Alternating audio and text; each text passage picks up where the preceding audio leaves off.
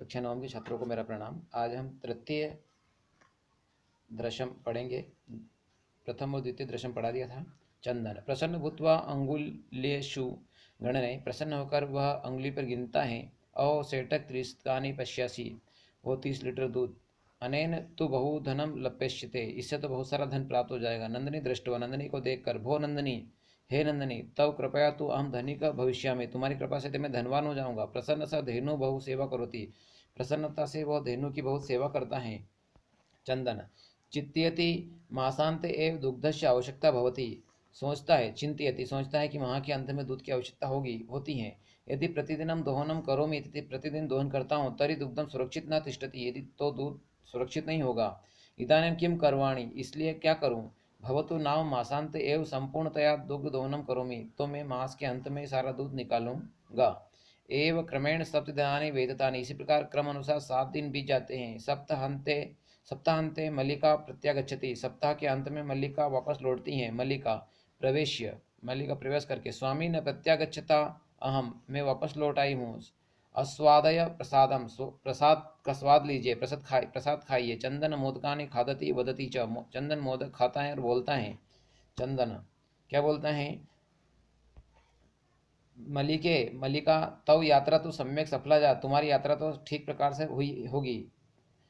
काशी विश्वनाथस्य कृपया प्रिय निवेदयामी, काशी विश्वनाथ की कृपा से मैं प्रिय प्रिय निवेदन करता हूँ, अच्छा निवेदन करता हूँ। मल्लिका साश्चर्य एव धर्म यात्रा अतिरिक्त प्रियतम किम, धर्म यात्रा के अलावा प्रियतम क्या है। चंदन ग्राम प्रमुखस्य गृहे महोत्सव मासांत भविष्यति, तत्र 30 दुग्धम अस्माभिः दातव्यम अस्ति, गांव प्रमुख के यहाँ मास के अंत में कार्यक्रम होगा जहाँ 30 लीटर दूध हम देंगे। मल्लिका किंतु एतावन मात्र दुग्धम कुत प्राप्यश्याम, परंतु इतना दूध कहाँ से प्राप्त करेंगे। चंदन विचार्य मल्लिके प्रतिदिनम दोहनम कृत्वा दुग्धम स्थापयाम, प्रतिदिन दूध को रखकर स्थापित करेंगे। चेत तत् सुरक्षित न तिष्ठति, तो वह सुरक्षित नहीं होगा। अतः एव दुग्ध दोहनम न क्रियते, इसलिए दूध दोहन नहीं करते हैं, नहीं निकालते हैं। उत्सव दिने एव समग्र दुग्धम धोच्छाव, निकालेंगे, काढ़ेंगे। मल्लिका स्वामी न त्वम तु चतुरतम, स्वामी तुम तो बहुत चतुर हो। अति उत्तम विचार, बहुत अच्छा विचार है। अधुना दुग्ध दोहनम विहाय केवलम नंदनीया सेवायाम एव करिष्याव, अब हम दूध दोहने की बजाय केवल नंदिनी की सेवा करेंगे। अनेन अधिकाधिकम दुग्धम माशांते प्राप्यिष्याव, जिससे माह के अंत में अधिक से अधिक दूध प्राप्त हो जाए। द्वावेव धेनु सेवायाम निरतो भवता, दोनों ही धेनु की सेवा में लग जाते हैं। अस्मिन क्रमेण घासादिकम गुड़ादिकम च भोजति, इसी प्रकार वो घास गुड़ आदि खिलाता है। कदाचित विषयाणु तेल, कभी तेल लेपन, तिलक धारित्री, रात्रो निराजने नौपि तोष्यति। चंदन मल्लिके आगच्छ, मल्लिका आ जाओ। कुंभकार प्रति चलावा, कुंभकार की ओर चलते हैं। कुंभकार प्रति चलावा, कुंभकार की ओर चलते हैं। दुग्धार्थ पात्र प्रबंधनोपि, दूध के लिए बर्तन की व्यवस्था करने के लिए।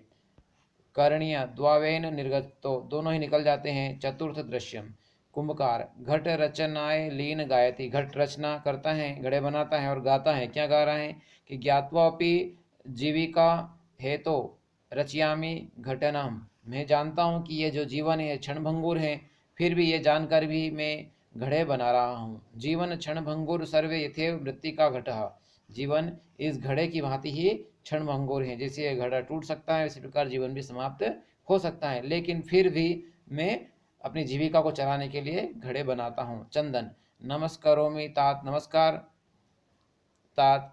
15 घटान इच्छामि, 15 घड़ा चाहता हूँ। किम दास्यसि, क्या दे सकते हो। देवेश कथम न, क्यों नहीं।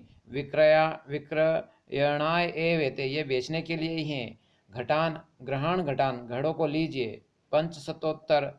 पंचशतम रूप्यकाणि च देहिम, 500 रुपये दीजिए। चंदन साधु परम मूल्य तो दुग्धम विक्रय एव दातुम शक्यते, परंतु मूल्य तो दूध बेचने के बाद ही देंगे। देवेश क्षम्यताम पुत्र, मूल्य बिना तो एकमपि घटम न दास्यामि, क्षमा करना पुत्र, मूल्य के बिना तो एक भी घड़ा नहीं मिलेगा। मल्लिका स्वाभूषणम दातुम इच्छति, अपने आभूषण देना चाहती हैं। तात यदि अधुनेव मूल्यकम आवश्यक तरी गृहात एव आभूषणम, तो ये आभूषण लीजिए। देवेश पुत्री के अहम पाप कर्म करोमि, न हम पाप कर्म करो, मैं पाप कर्म नहीं करता हूँ। कथमपि नेष्यामि त्वात् आभूषण विहीना, मैं तुम आभूषण की विहीन नहीं करूँगा। कर तुम नए तो स्था अभिलाषतान घटान, तुम अपनी अभिलाषा के अनुसार घड़े ले जाइए। दुग्धम विक्रय एव घट मूल्यम दातुम, दूध के बेचने पर ही घड़ा पैसे दे देना। उभो धन्योसी तात धन्योसी, धन्यवाद आपको, धन्यवाद। पंचम दृश्य मासांतरम संध्या काले एकत्रित रिक्त नूतन घटा संति दुग्ध क्रेतम अन्य च ग्रामवासी ने अप्रत आशीन, सभी मास के अंत में जब वो संध्या के समय दूध निकालने लगा तब सभी ग्रामवासी उसके आसपास आ जाते हैं। चंदन धेनु प्रणम, गाय को प्रणाम करते हैं। मंगलाचरणम विधाय, मंगलाचरण करते हैं। मल्लिकायाम आहुयति, मल्लिका को बुलाता है। मल्लिके सत्वरम आगच्छ, शीघ्र आ जाओ।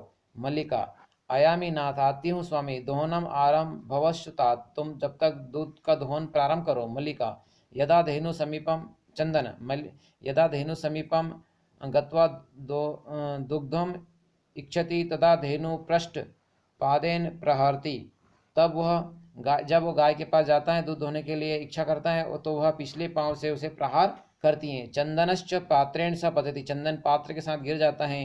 नंदनी दुग्धम देहि किम जातम ते, नंदनी दूध दीजिए तुम्हें क्या हो गया। पुनः प्रयास करोति, पुनः प्रयास करता है।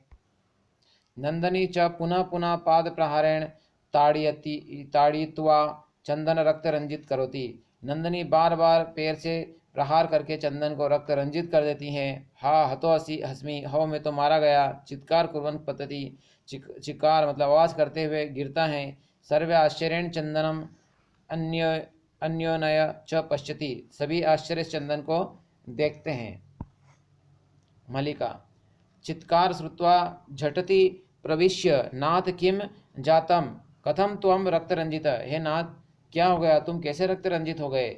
चंदन धेनु दुग्धम अनुमति एव न ददाति, गाय दूध की अनुमति नहीं देती हैं। दोहनम प्रक्रियाम आरंभणाम एव ताड़यति माम, धोने की क्रिया में प्रारंभ करता हूँ तो मुझे मारती हैं। मल्लिका धेनु स्नेन वात्सल्यन च अकार्य धेनु प्रायर्थ, गाय को स्नेह और वात्सल्य से मतलब हाथ में लगाती हैं। किंतु धेनु दुग्धहीना एव इति अवगच्छति, किंतु गाय दूध नहीं देती हैं। मल्लिका चंदन प्रति नाथ अत्यनुचित कृतम, हमने बहुत गलत किया है। अवाभ्याम एत मास पर्यंतम धेनो दोहनम कृतम, जो मास के अंत में गाय का दूध दोहन करते हैं। सा पीड़म अनुभवती, वह पीड़ा अनुभव करती हैं। अतः एव ताड़ीयति, इसलिए ही वह मारती हैं। चंदन देवी मयापि ज्ञातम यत्, में भी ने भी ये जान लिया है। अस्मा भी सर्वथा अनुचितमेव कृतम, हमने हमें यह पूरा ही गलत काम किया है। यत् पूर्ण मास पर्यंतम दोहनम न कृतम, कि पूरा मास तक हमने दोहन नहीं किया। अतएव दुग्ध सुखम जाता, शुष्क जाता, इसलिए दूध सूख गया है। सत्य में उक्तम, इसलिए सत्य ही कहा गया है। कार्यम अद्यतने यत् तदनेव विधीयताम विपरीत गतिर्यस्य स कष्ट लभते ध्रुवम, इन्हें कार्य को नियत समय पर ही कर लेना चाहिए, उसे आगे नहीं टालना चाहिए। जिस जो विपरीत कार्य के समय करता है तो निश्चित ही कष्ट प्राप्त होता है।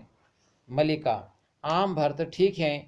सत्य में मयापि पठित यत्, ठीक कहा आपने, मैंने भी यह पढ़ा है। क्या पढ़ा है कि सुविचार्य, ठीक प्रकार से विचार न करके विधातव्य कार्य कल्याण का क्षीणा यह करोति अत्युच्चार्यत स विषेदति मानवः, ठीक प्रकार से विचार करके यदि कार्य नहीं किया जाए तो निश्चित ही उसका विपरीत परिणाम प्राप्त होता है।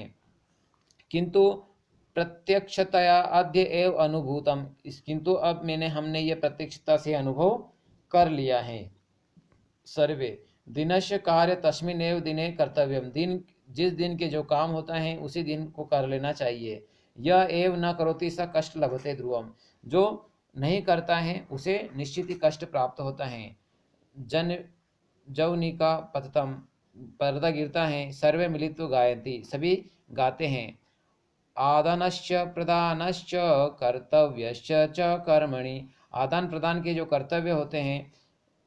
क्षिप्रम क्रियमाणश्च काल पिबति तत्सम, इन्हें उसी समय वो कर लेना चाहिए जो जिस समय के वो होते हैं। इस श्लोक का अन्वय है कि यथा ऐसा मृत्तिका घटः, जैसा यह मिट्टी का घड़ा है, तथा सर्वे जीवन भंगुर ज्ञात्वा अपि घटान रचयामि, इन्हें मैं जानता हूँ कि ये मिट्टी घड़ा है, यह सभी जीवन भी ऐसे ही क्षणभंगुर जानकर मैं घड़े की रचना करता हूँ।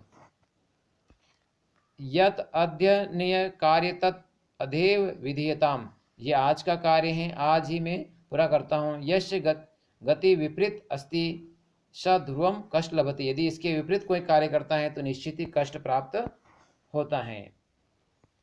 कल्याण कांक्षी कार्य सुविचार्य एव विधीयताम, कल्याण चाहने वाला ठीक प्रकार से विचार करके कार्य करते हैं। ये मानव एतत् अविचार्य कार्य करोति सब विषीदति, जो बिना विचार करके कार्य करता है वो निश्चित ही दोष प्राप्त करता है, हानि होती है।